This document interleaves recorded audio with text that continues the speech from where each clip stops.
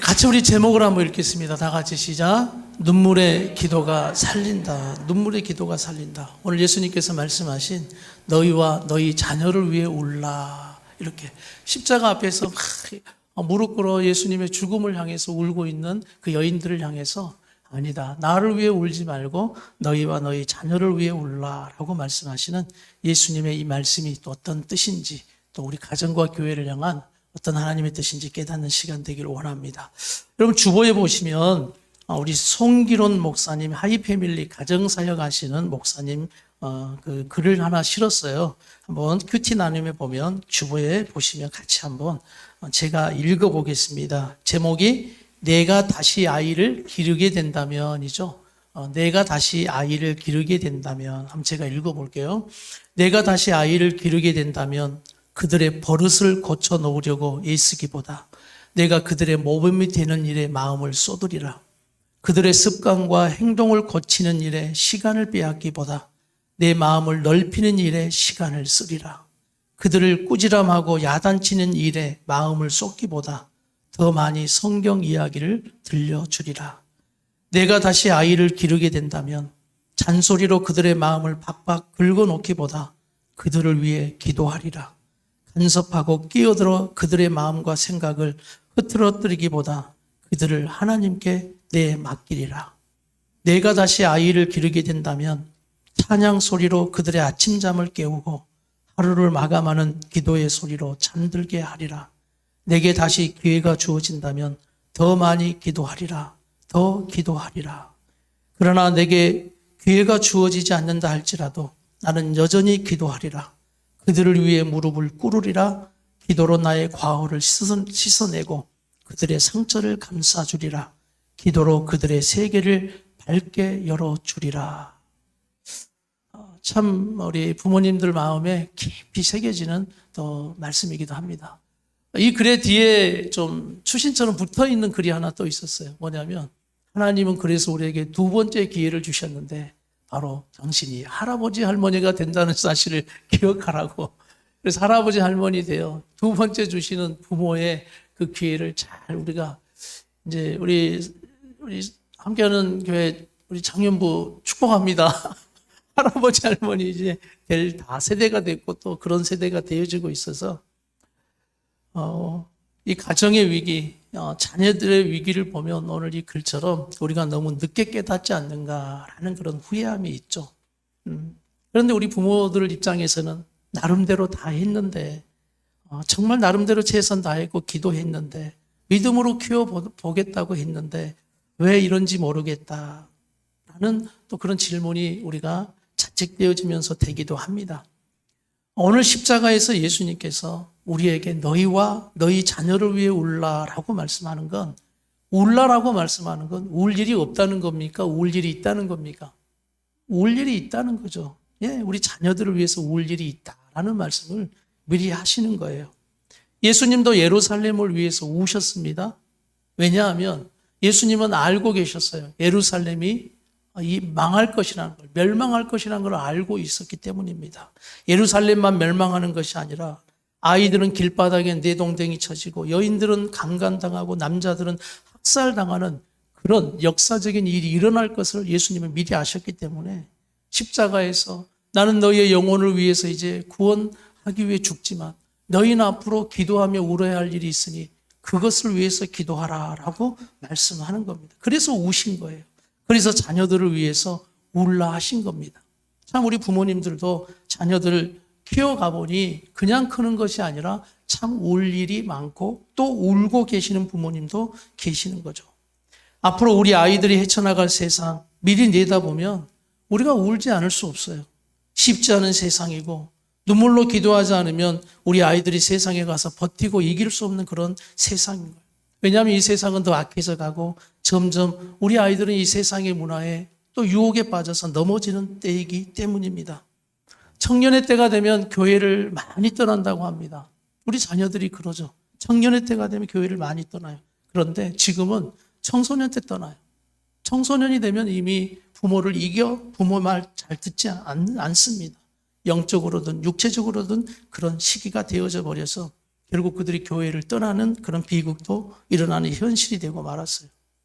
늘 부모를 따라 교회를 다녔던 어린 시절의 우리 아이들을 기억해 보십시오. 그럴 때 사실 우리는 안심하고 있었거든요. 내가 문제없이, 우리 부모들이 문제없이 교회 다니고 열심히 하고 있으니까 우리 자녀들 당연히 잘하리라고 생각했어요. 그래서 우리가 사실 눈물로 기도했던 시간보다 그저 안심하고 그들에게 육신적인 필요 잘 채워주면 다 된다라고 생각을 했어요. 그러면서 부모들은 여전히 나만 열심히 하면 되지. 그리고 우리 아이들을 그렇게 어느 때는 내버려두는 그런 부분도 많이 있었습니다. 우리의 그런데 생각대로가 전혀 펼쳐지지가 않는 거예요. 우리 현실은, 우리 자녀들은 영적으로, 정신적으로, 육체적으로 삶의 모습들이 너무나 많이 무너져 있고 우리 부모들이 기대하고 있는 그것으로 세워지지 않는 우리 자녀 세대를 보면서 사실 우리 가정들은 당황했고 당황하고 있는 그런 세대입니다. 그리고 이런 생각도 들어요. 참 많이 늦었다.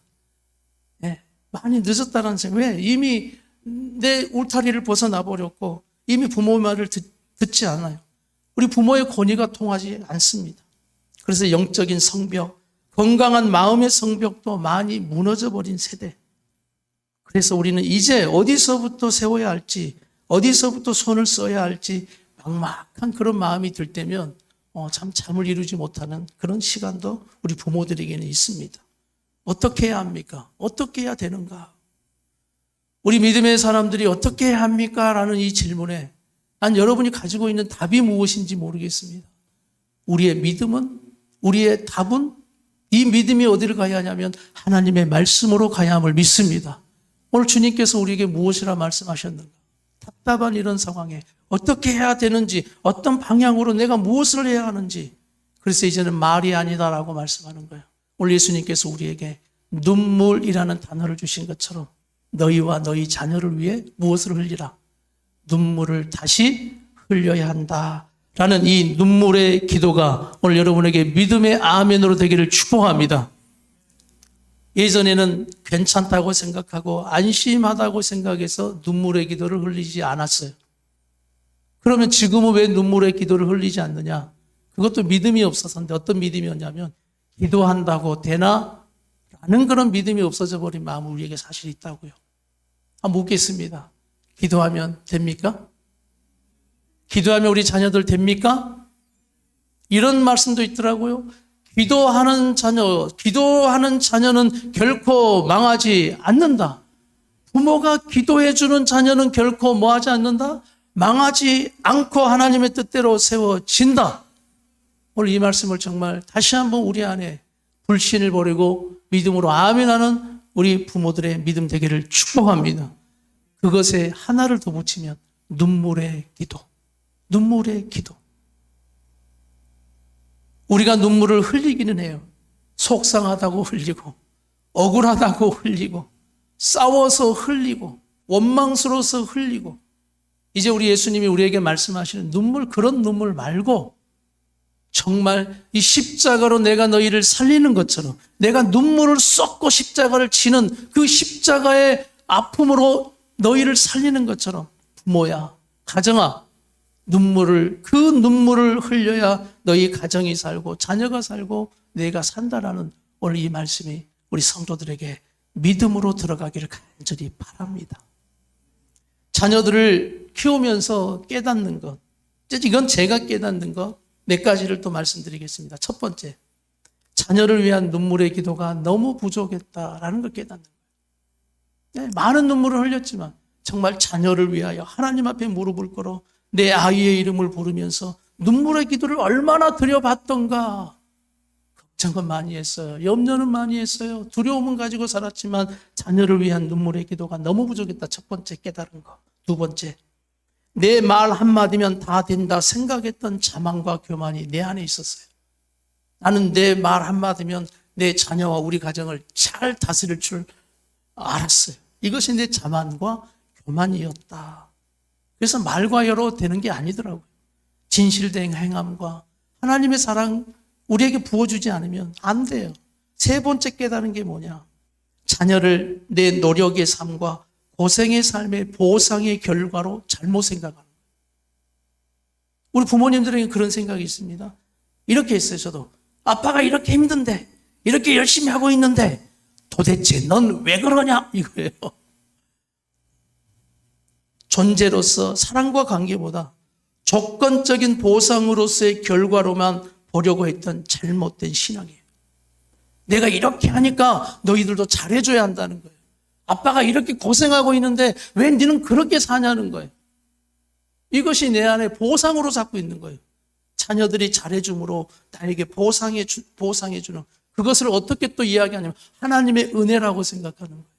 그러니 자녀가 내 말을 듣지 않으면 하나님 나에게 은혜를 주시지 않는다고 생각하는 저에게 가르쳐 주신 거예요. 너 잘못 생각한 거예요. 자녀들은 너의 보상의 그런 소유가 아니다 라고 가르쳐 주셨어요. 오늘 이 말씀이 부모님들은 공감이 되고 인정이 될 거예요. 그리고 네 번째 깨달은 거예요. 아빠다운 부모다운 성숙한 권위가 없었어요. 그러다 보니까 감정 조절이 안 되는 거예요. 아이들을 혼내고 책망하는 건 좋아요. 훈계하는 건 좋아요. 그런데 오은영 박사님이 그러더라고요. 부모의 거의 훈계와 아이들에게 책망하는 게 감정이 90%라고. 감정이. 그러니 감정으로 다스려서는 안 된다. 감정으로 아닌 여러분 누그러뜨리고 엄숙하게 아이들을 다스릴 수 있다. 이것을 우리가 훈련받지 못한 성숙한 그런 권위가 없었어요. 그리고 또 어떤 두려움이 있냐면 내가 말하면 이제 통하지 않을 것 같은 두려움이 있어요. 그러니 우리는 처음부터 조용하게 다가서는 것보다 저놈이 말을 안 들을 거다. 내 권위에 순종 안 할 거다 하니까 뭐가 나요? 화부터 내는 거예요. 왜냐하면 기선제압을 이제 안 되니까. 내 스스로 그게 안 되니까 화를 내야만 들을 것 같은 그런 성숙한 권위가 없다. 예. 얼마 이 앞에서 이렇게 저를 보는데 목사님 맞습니다. 막 우리 자녀들이 그런 것 같아서 그게 참 미안한 거지. 많이 미안하고. 그래서 제가 이런 이야기 한번 할까요? 사랑은 해요. 부모님들 자녀들 사랑 안 하는 부모 어디 있어요? 그런데 사랑은 하는데 좋아하진 않아, 자녀를. 사랑은 하는데 미워. 아, 목사님 뭐 사랑은 미워. 그게 가능하잖아요, 부모님들. 뭐 아닌 것처럼 저를 봐도 그래요. 그런데 너희 자녀들 목사님 말 들어봐. 부모님 사랑해, 안 사랑해? 너희들. 부모님 사랑하지? 좋아하진 않아요. 희한하죠. 이 희한한 앞뒤 맞지 않는 이 삶이 우리 삶이에요. 사랑은 하는데 아이디어하는 게 감당이 안 돼. 미워지는 거예요. 우리 자녀들 부모님 사랑하죠. 당연히 사랑해요. 근데 좋아하지를 않아요. 우리 자녀 세대는 청소년들은 누구 말을 듣냐면 부모 말을 듣는 게 아니라 자기가 좋아하는 사람 말을 듣습니다. 그러니까 100번 뭐 목사고 부모가 말해도 필요 없어. 그냥 BTS가 말하면 끝나버려. 목숨 걸고서 선교지까지 갈 수 있어요.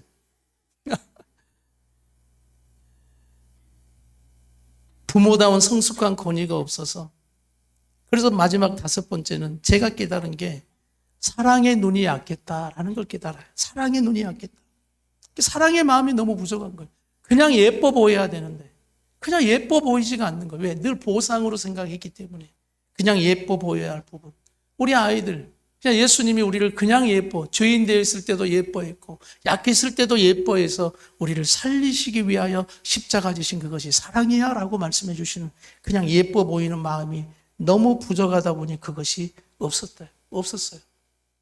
여러분 우리 자녀들이 그냥 예뻐 보이는 부모의 마음이 있기를 축복합니다. 우리 남편들에게 묻겠습니다. 내 아내들 어때요? 내 아내들 보면 그냥 예뻐 보여야 된다니까요. 한번 빨리 보세요. 옆에 아내들 좀 빨리.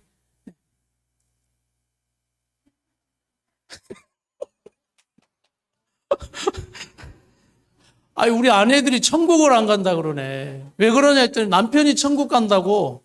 남편은 천국을 안 간다 그러네. 이게 참 심각해서 요즘 제가 기도를 많이 하고 있어요. 우리 함께하는 성도들의 가정은 그렇게 안 되게 해달라고. 천국에서도 만약 부부로 맺어질 수 있다면 다시 천국에서 우리가 부부로 삽시다. 아내들이 지금 저를 잡아먹으려고. 목사님, 그럴 일이 있으면 안 돼요. 막 이렇게. 근데 이제 천국 가면 성경적으로는 형제 자매일 수 있다니까요. 그러니까 천국 가서 절대 못할 일, 부부싸움. 이 땅에서만 할 수 있는 거 부부싸움. 부부싸움도 사랑으로 잘 하셔야 돼요. 사랑으로. 근데 예뻐 보여야 돼. 내 눈이 아내가 예뻐 보일 때 성숙한 마음이 임한 거예요. 아내들은 실은 남편을 많이 예뻐합니다. 예뻐 보이고. 그래서 지금까지 사는 것을 믿으시길 바랍니다.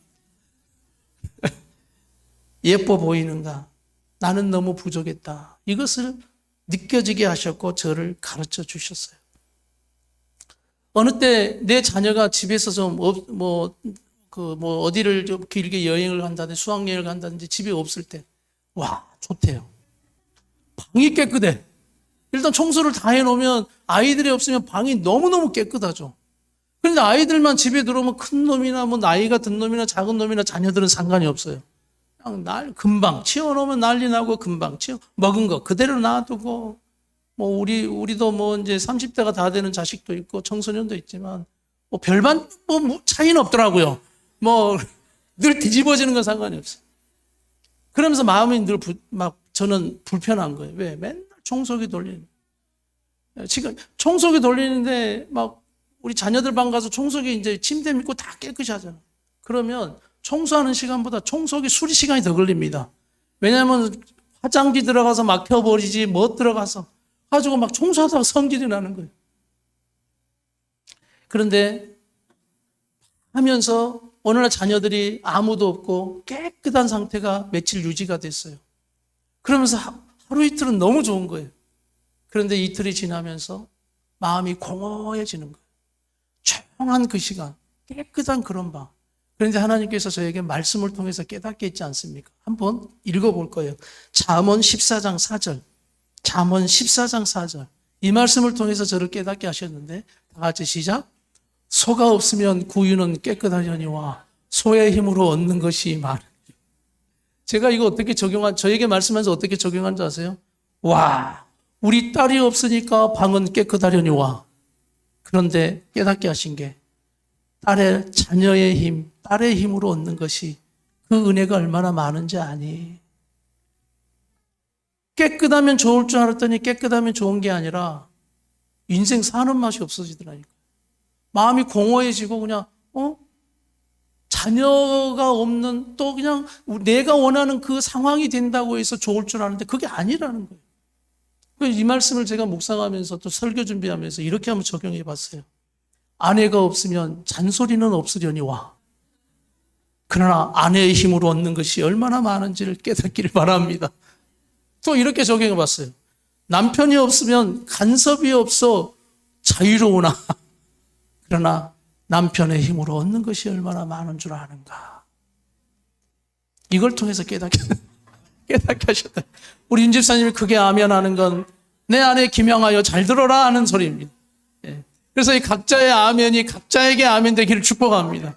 아내들이요, 그럼 아내들이 듣고 남편들이요, 그럼 남편들이 들어요. 꼭 남편들이요, 그럼 아내들이 저 인간 오늘 들어야 되는데 집에 오늘 꼭 교회 안 왔다고 막 그러지 말고 오늘 이 말씀이 제가 깨달은 말씀을 제가 하는 거예요. 아, 그렇구나. 말씀이 진리구나. 깨끗하다고 좋을 줄 알았는데 깨끗하니 그것에서 오는 그 막 복잡하고 늘 아이들을 위해서 수고하고 그것이 좋을 줄 알아요. 우리 자녀들도 마찬가지입니다. 청소년들 벌써 여러분 예를 들어 원룸 사줄 원룸. 왜냐하면 지들끼리 혼자 살고 싶다고. 예. 그럼 어떤 사태가 되는지 너희 방을 보면 알아. 예? 그런데 결국 혼자 살면 좋을 것 같은데 결국 하나님이 주시는 그 은혜로 우리가 살고 있다는 것을 우리 자녀들도 깨닫고 우리 부모들도 깨닫는 시간 되기를 바랍니다. 막 싸우고 지지고 벗고 사는 그것이 은혜. 할렐루야. 그것이 은혜라고요. 그래서 우리 모두가 이제 다시 회복하기를 축복합니다. 우리 자녀들도 회복해야 하지만 우리 부모들의 먼저 눈물의 기도를 회복하자. 눈물의 기도를 회복하자. 오늘 말씀에 자녀를 위해 울라라는 그 말씀 앞에 여러분 하나가 더 붙어 있죠. 너희와. 그것은 먼저 부모 나 자신을 위해 울라 회개하라 그 말씀이에요. 저를 한번 따라서 하십시오. 내가 바뀌면, 내가 변화되면 다 된다. 그래서 먼저 너희와를 시작하는 거예요. 너희와, 네 자신이 바뀌면, 네 자신을 위해 울고 회개하여 네 자신이 바뀌면 바뀌게 되어 있다. 문제를 너라고 생각하지 말고 문제를 나라고 생각해라. 항상 너야, 문제는 너야. 나에게 가르쳐 주시는 말씀, 너를 위해 먼저 울라. 그리고 너희 자녀를 위해 울라. 할렐루야. 우리가 이 말씀 앞에 다시 한번 십자가에서 내가 죽고 옛사람이 새사람으로 바뀌고 말씀 앞에 늘 나 자신을 쳐서 복종시킴으로 믿음, 소망, 사랑으로 다시 한번 걸어가겠습니다라는 그 각오와 결단이 오늘 우리 모든 가정들에게 임하기를 축복합니다. 부모님들의 마음을 잘 지키십시오. 우리 안에 있는 상처를 기업으로 물려주지 말고 믿음의 기업을, 사랑의 기업을 우리 자녀들에게 물려주어서 우리 자녀들 또한 믿음으로 잘 자는 세대가 되어 눈물의 기도가 뭔지 아는 우리 청년들이라도 눈물의 기도로 가정을 위해 기도하고 교회를 위해 기도하고 삶을 위해서 기도하는 눈물의 기도가 살아있는 그 가정이 다시 살아날 것을 믿습니다. 우리 교사들 다른 거 없어요. 눈물의 기도의 교사가 아니면 이 영혼을 살리는 사역은 감당할 수 없어요. 이 목사가 눈물의 기도가 아니면 우리 성도들을 살릴 수 없어요. 우리 주님은 이 목사에서 교사들에게 묻습니다. 너는 눈물의 기도로 교회를 위하여 성도들을 위하여 그 어린 영혼들을 위해서 기도하고 있는가? 기도하겠습니다. 하나님 아버지,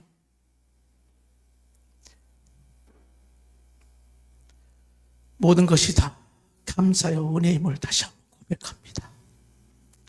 눈물의 기도가 부족했던 것을 고백합니다. 다시 한번 우리의 삶을 통해 깨닫게 하신 이 하나님의 말씀처럼 다시 우리 가정들의 부모들의 눈물의 기도가 회복되게 해 주시옵소서. 우리 자녀들의 마음을 위로하여 주시고 우리 자녀들이 방황하거나 방탕하지 않도록 붙잡아 주시옵소서. 부모를 속이는 자녀들 되지 않게 하시고 늘 하나님 앞에 정직함으로 성실한 자녀로 자랄 수 있도록 주님 은혜를 부어 주시옵소서. 우리가 살아가는 모습이 주님 복잡합니다. 마음에 아픈 일 많고 시끄러운 일 많지만 그러나 소가 없으면 조용은 하겠지만 오늘 그것에서 주는 은혜는 받지 못하는 삶인 것을 깨닫게 해 주시옵소서. 우리가 복잡하고 그런 일 많지만 그러나 더 눈물의 기도 드릴 때 살아나고 세워지고 고쳐지는 그 약속해 주셨사오니 우리 모두가 그 예수님의 사랑 붙들고 우리 성도들이 다 그렇게 승리해가는 변화되어져가는 가정이 될 수 있도록 인도해 주시옵소서. 예수님의 이름으로 간절히 기도드리옵나이다. 아멘. 우리 한번 그 가정으로 우리 하나님께서 눈물의 기도로 살리는 가정들 되기를 우리 축복하면서 우리 옆에 있는 우리 성도들의 가정에 말씀으로 세워갑시다. 할렐루야, 할렐루야.